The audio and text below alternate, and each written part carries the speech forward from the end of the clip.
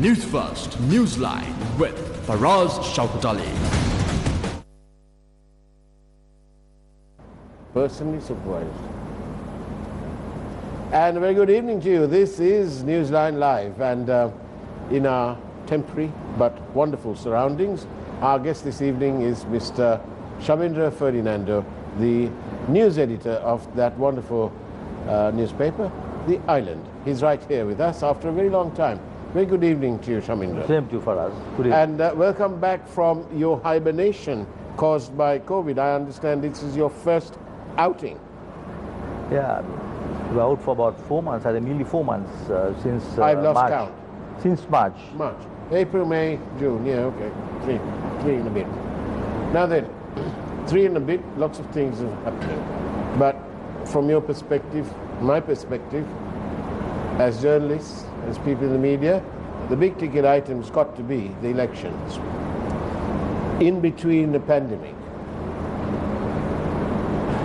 Shamindra Ferdinando, news editor of the Island, do you think that we be able to have a free and fair election? Why did you ask that question for us? Because we are having a pandemic. The world has gone, various parts have gone into closed down, lockdown, curfew, and there is a real fear among sections of the population. You mean the opposition? No, not the opposition, the people. The people is one to me, and there's no opposition. People are the people, right? And some people, maybe not the people who attended the late Tondi's funeral or the late father of Dylan, and so on. Maybe not that crowd. But there is genuinely a sense of trepidation on the part of the public, because you'll see it happen everywhere. You go into a shop, you got to wash your hands, you got to wash this, you do that. You know, you've got to wear the mask. I've got the mask on me somewhere here, right? So you have to do all that. And within that ambience, is it really, do we really have to choose between that and our right to the franchise? For us, I mean, the way I see it for us, COVID is a serious issue. But I must tell you, the problem is the parliament, right?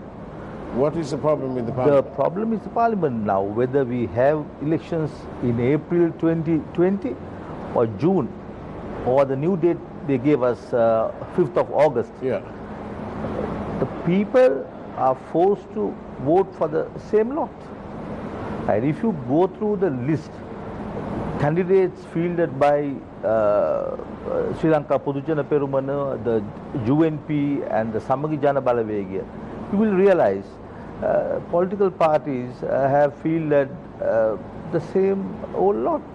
And they have failed, and they have failed this country over and over again, right? So, 2020 Parliament, I believe, for us, is not going to solve our problems. There are a lot of problems. I mean, if you take over the past 4 or 5 years, a number of problems. So what beginning with the central bank bond scam, yeah, the Geneva betrayal, the number of other issues, then the Easter attacks. So there are a number of issues the political parties, the parliament failed to address. So all these problems are there. And I don't see there's consensus among political parties and between the government and the opposition. No, there is consensus. I beg to differ with you. The consensus is do nothing. I agree with you. Because the bond scam, that disgraceful event, has yet not been sorted out. Although President NGR, Nandasena Gotabaya Rajapaksa, in his manifesto, it's right there. I will prosecute those people responsible for the bond scam. Sorry, but dear Dapula, either his hands are tied behind his back or there's something amiss. I don't know what it is. But I do know the frustration of the common man who says, here, now what happened about the bond? For us, the bond... That's not the only thing. You know. Now, actually for us, see, if you take the bond scams 2015 and 2016, right, the former president Sirisena dissolved parliament in 2015 June to save the UNP. Then they did it again in March 2016. See, both political parties are responsible for this situation, and now the former president is contesting the coming election on the SLPP ticket. And if you take the Easter attacks, Just like that, a former Chief Justice who thereafter decided to serve, accept an invitation to serve on the board of a bank. yes. It's almost unheard of. So, When we argued about the conflict of interest in the matter of the central bank, we touched the right nerve. And that was the start of the start of what later and now is known as the bond scam. We first pointed out the conflict of interest between the governor and the son-in-law. yes, And, certainly. and there was a flippant remark to say at the time, oh, well, you know, he resigned from the board. Really? He was on the board of the holding company. So for us, we must agree. I mean, there must be consensus among the political Yes, but parties. well, how can we move forward? For example, the country's annual revenue is 1,800 billion. The expenditure, the recurrent expenditure and the interest on that is about 2,100. It's obvious for us. Minus 300. For us, the secretary to the president, the former secretary to the finance ministry, Dr. P.B. Jayasundara, Yeah. urged public servants to donate their salary, mere salary. Well, he Right. asked them to consider. Pardon? He asked them to consider. Yeah, but for him to make that appeal, Yeah. so it's evident Well, yes, that there's a it's evident that huge there's a problem. There's a huge problem. There's a huge problem. Right now, yesterday we saw on television President Rajapaksa criticizing the banking sector. Indeed. So I think for us, if you take all the sectors, Well, the you take banking the sector parliament, has been, you take the parliament. especially the state banks, have been issuing money willy-nilly to their favored people. And the NPL books are up there. So I think it's high time the political parties take responsibility for the situation, for the crisis they had caused, right? And especially I have watched a number of television shows for us in the recent past where once the former MP Rohit Abegunawardena, Yeah. right? He cursed those who sold Hambantota harbour. Yeah. Right? On his left was Dayasri Jayasekara. So on the other side was Dr. Harsha Disilla. Yeah. So Harsha raised the issue. Aren't you cursing Dayasri Jayasekara because he was part of the government, right? So if you really analyze the situation for us, you will realize the political parties contesting 2020 elections, those who represented the previous parliament, right, and the parliaments before, that they are responsible for this situation. Waste, corruption, and the irregularities. And they, in a way, you will realize after the next election, the same system will continue. The same system will continue. They will not change. See, So what do we do about this? you can't do anything because see, March the 12th declaration? Faraz, Why are you being very negative? Faraz, I You mean, must live with hope. you know, the way that things are happening, you will realize at the end of the day, the crooks, the corrupt, they somehow survive. Right? If you really take action against those who are responsible for corrupt activities, half of the parliament will be out. Don't you think so, Faraz? So it's an issue, right? Now I saw you interviewing Dayasri Jayasekara, former MP. Yeah. With that Australian, importing Australian dairy cows. Yeah. It happened in 2014. It happened during Yahapalane, and it's happening again. It's happening again. So, in spite of the media, the civil society, and the opposition, the other political parties raising these issues, those who are in power, they are continuing. They are continuing corrupt activities, and we cannot do anything about it. That's the truth. How will you react to all this as a journalist? I mean, we report. I mean, all the television stations, the private media report various events, developments, various corruption. Are you worried that some people are openly talking about that Sri Lanka is being militarized by the use of retired military personnel in jobs that would normally be filled by people, members of the Sri Lanka Administrative Services? I have a different view, Faraz. I believe the President Rajapaksa had to form this committee headed by the Defense Secretary because the civilians had failed. Civilians had failed. When? I mean, over the years, they had failed. All the governments. I mean, when the... So let's scrap the SLAS then. No, I mean, there is no need to do so, but I think let's the rely retired on, military... there's enough of people retiring. No, I mean, Faraz, as head of the National Task Force, assigned to combat COVID-19, Lieutenant General Shavinder Sidla did a wonderful job. He handled it well. Now, I don't think any civilian can do it. I don't think so. If he's handling it well, why is there a waiting list of people, Sri Lankan people, expatriate workers who've been sending back the crucial dollars every time they go out there and work? Faraz, I agree with you, but we don't... Why is there a waiting list? Faraz, we don't have the facilities at the moment. What? We can accommodate...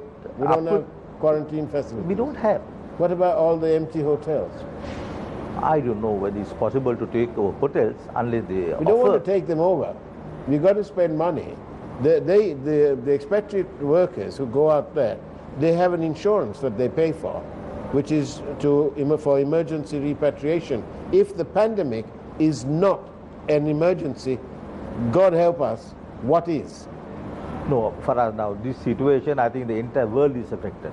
So you cannot expect this government to bring back all of them. Actually, I remember I covered a press conference at Sirikota where the former MP Akila Viraj Karyavasam, he advised the government not to bring back any workers. That was the advice given by him. So I think you cannot blame the government for that. We don't have the facilities to accommodate all Sri Lankan workers who want to return.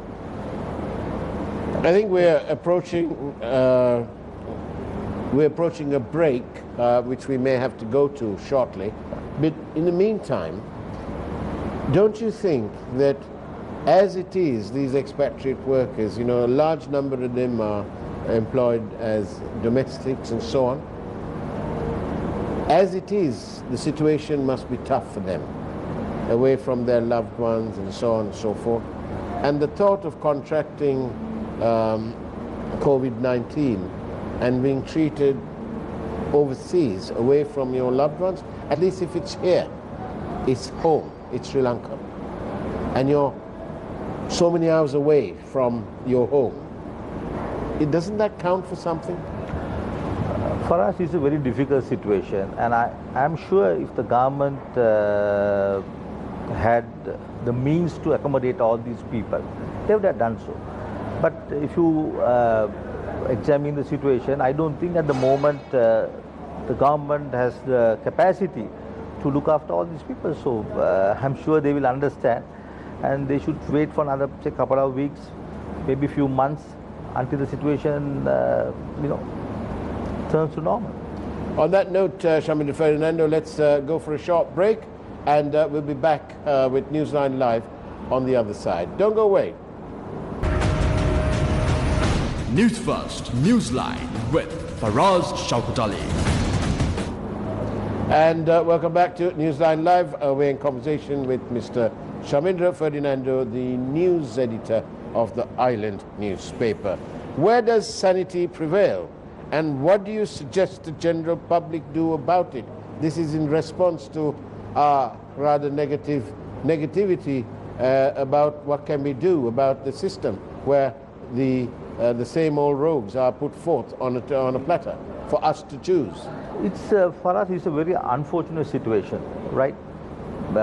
You must, the media, we have a role to play. We can educate the public.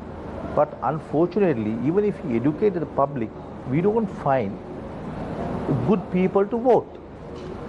Now, as an example, you will find those who represented the parliament over the past few years or several terms entering the parliament through the national list. Right now, even defeated candidates. Even defeated candidates. So this is the system, right? So this is the system for us. I always. Is that why do you think that successive governments since independence have really paid not too much attention to the education system? I say this because there were 360,000 people enter the grade 1, 330 to 360,000, grade 1. By the time you come to university, there's only 30,000 places at university, and at vocational training colleges, there's 114,000 places. And is it therefore not a surprise that 62% of our country's workforce is deemed unskilled, and only 38% are skilled? Okay. Isn't it because this situation is today's figures, by the way, current figures in the last year, let's say. 1948 is when we got independence. We've had loads of governments in between. The education system hasn't kept up with the changing economic events of the world, including in our country. For us, our problem is not the education system. Corrupt, I am telling you. But you can't, yes, corrupt politicians. No, for us, they have a system. No. So right? What is their system? To keep the people down? Do it like this. See, you take the major political parties. Yeah. You take a person representing one political party. Yeah. If he is removed from that political party, he can switch allegiance to some other political party. Thanks to you-know-who. Chief Justice, I'll let you finish it. Please. Sarat? Nanda Silva. Yeah, right. There you go. Right. So, and the same person who later said he's very, very sorry about the Hambantota deal. And even if you are found guilty by courts, and even if you lose your seat, you can always enter the parliament through the national list. Now, Mr. Wickramasinghe brought in Dr. Rajesh Senaratne that way years ago. Right, so you have a system. You have a system. Now see, you take the Colombo district UMP list. Yeah. I think 11 people were elected from the UMP at the 2015 election. Right? 2 remain with the UNP. That's Mr. Wickramasinghe and Mr. Ravi Karunalayaka. One, Vijaydas Rajapaksa, he joined the SLPP. And the remaining former MPs contest on the Samang Jana Balavege ticket. Right? So, if you take all the districts, you will see the people move from one party to another. They form alliances. It's all right when they are moving parties, when they are at an election, but it's not all right to move after you are elected. No, for us, please realize, please understand, whatever the debates, I say they perform before us, can be your television station, other private channels, and the state TV, right? Certain things they protect. Certain things they protect, right? They ensure that they get their duty-free vehicle permit. Whatever the battles they wage before us, they take it. The foreign trips. See, thanks to Corona, since March 20th up to today, we're showing a terrible reduction in expenditure. Yes. Our honorable MPs, the honorable. Minister... Bandula will say to you, so all these honorable. people, I'm telling you, for us, they have a system going. They have a superb system going, right? And in a country where, in a country where the judiciary is accused of corruption, the elections commission accused of corruption, right? The parliament, when I raised a question with Dr. Vijay Rajapaksa, he admitted in 2019 that parliament is the most corrupt institution in this country. The former justice minister, he's a president's council, right? So something wrong with the system for us. A question from a member of the public. Can't the government postpone certain development projects and use that money to bring our expatriates back and set up makeshift hospitals if we don't have enough quarantine facilities, is what the part that they haven't said? I think for us, the issue is not the funds, but the country is not capable of coping with this situation. Right. Now, I can tell you an example. I can give an example. The situation at Valisara Navy base for us, it was blamed on Sudwell. What the government said was the police, the health authorities blame it on Sudwell. They said the Navy were engaged in rounding up heroin dealers or people who take heroin, and they got corona. That was the statement made by the government. But subsequently, we made inquiries and we found out it happened because there was congestion, very serious congestion in Valisara Navy base. For over a period of time, successive governments had not provided adequate facilities to the Navy. That's the truth. The government did not. Well, I hope President Nandasena Gotabaya is listening to this, because then, being the former defense secretary, he can do something about it now that he's president. Certainly for us. Certainly. A message all the way from Texas in the United States of America. Thank you very much for watching us on Facebook Live.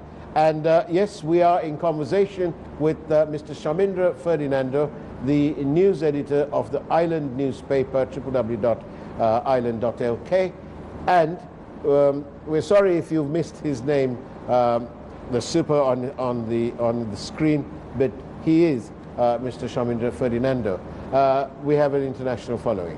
Now then, Shamindra Ferdinando, that's shocking that the facilities at this camp are so poor and so cramped. Insufficient, very bad for us. It's a very sorry state of affairs, right? I mean, in a country where you praise the armed forces, you promise them everything, then for the past 10 years, the Navy at Valisara base, they were not provided sufficient accommodation. The facilities, the basic facilities were not provided. They had to shift over 3,000 officers and men out of Valisara to north, to east and other areas because there were not sufficient facilities at the Valisara base. So the governments have failed, and we spent millions on the parliament, right?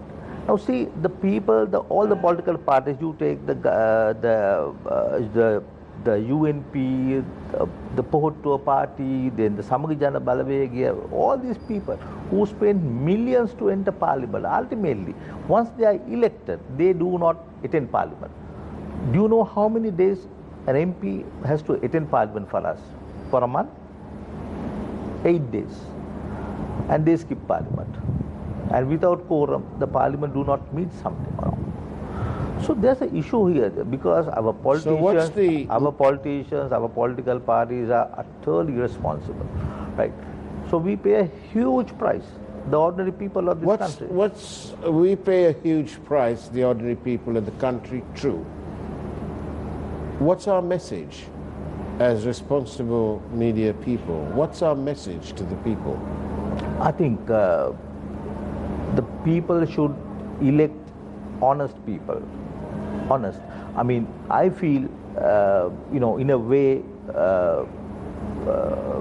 the former defense secretary Gotabaya Rajapaksa, right? Forget about him. He's now the president. We're not voting for him again now. Yeah, so without any experience at local government level, provincial councils, parliament, absolutely no experience. Why did people pick an outsider as their president? And the South voted him, and he won the election by over 1.3 million votes. Why? Because the parliament failed. Because the parliament failed for us. In 2010, the UMP fielded General Sarath Fonseca. Why? Because For us, the people are fed up with this system.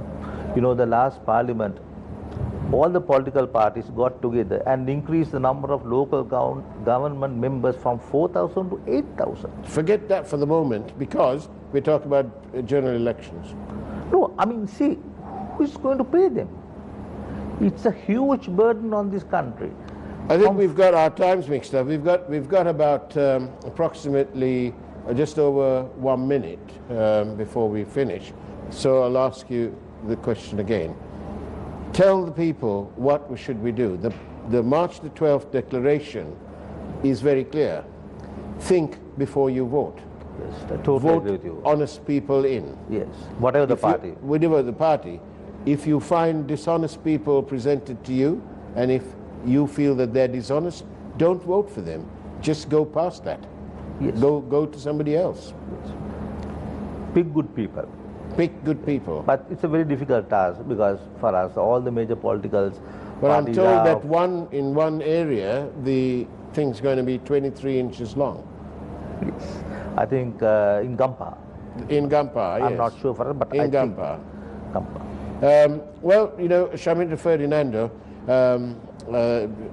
even though the timing's a bit mixed up, we have to finish. So on that note of reminding the public that the March the 12th declaration is the only real option left to the people of Sri Lanka, to vote real, clean politicians as your representatives so that they can make a difference to your lives and to the lives of our future generations. And again, think wisely before you vote, because it's your only chance at making a positive contribution to the future of our country, yours, mine, and yours too, Shamindra Ferdinando. On that note, thank you very much, Shamindra Ferdinando. Have a great evening ahead of you and a wonderful weekend, of course. Take care and God bless.